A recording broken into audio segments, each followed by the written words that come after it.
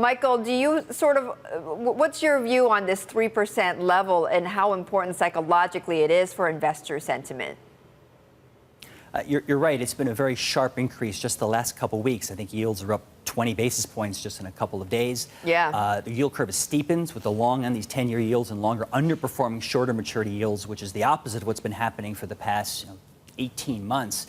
And we have reached thresholds which are interesting. As you mentioned, it's the high for the year. I think the decade high of 2014 was just right around these levels.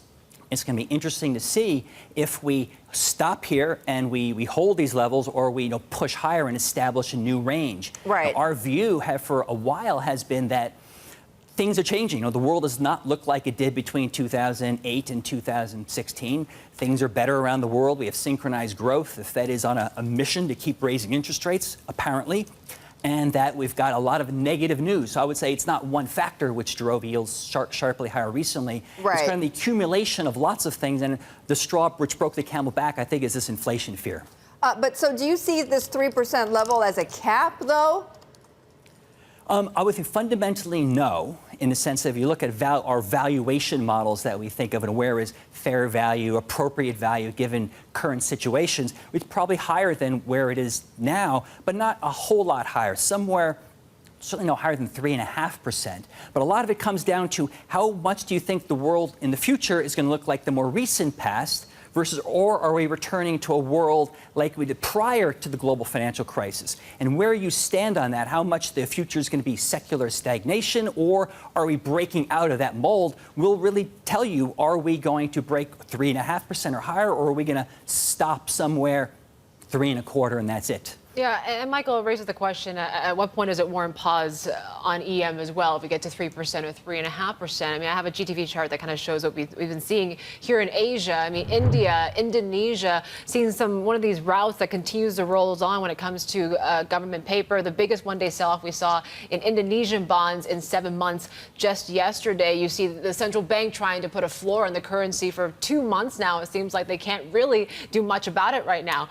At what point do you think central banks are at risk of defending their currencies in vain, given the fact that we see this rising dollar? That's a very good point. I've put forward the idea that a barometer of risk is the dollar. If the dollar strengthens and looks like it's going to meaningfully strengthen, that is a bad sign for the world. Usually that means that risk premium are rising, yeah. The dollar becomes a bit of a safe haven, and the dollar, U.S. interest rates are kind of destabilizing the world financial outlook. And people, I think, were fairly complacent about risks around the world, and emerging markets were safe havens. Indonesia, India, Brazil, to some sense, in terms of yields, have been falling. Central banks were cutting rates in these countries. Yeah. Currencies were going up or stable, and suddenly maybe this benign, low-vol world is not correct in terms of how things are going to actually work out. So you're saying are we hitting an inflection point now that perhaps we should be looking more outside of local debt and EM? I don't think so. I think this is more of not a technical correction, but a correction for maybe over too large positioning in the market.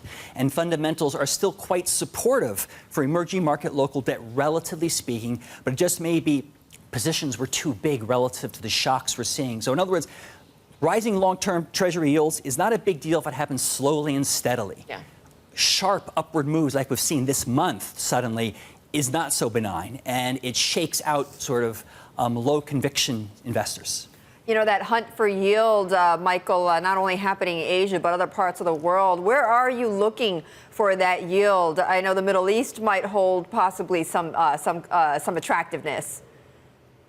Very, very good question.